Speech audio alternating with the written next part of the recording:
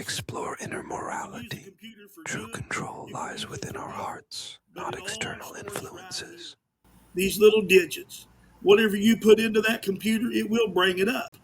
But you got to remember that Jesus said it's not what goes into a man that defiles him, but what comes out of his heart. For out of a man's heart comes adultery, murder, idolatry, fornication, hatred, envy, strife. All those things come from within a man.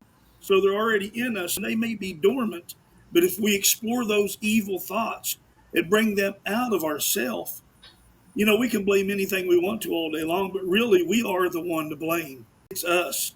We are the ones that have control over those things.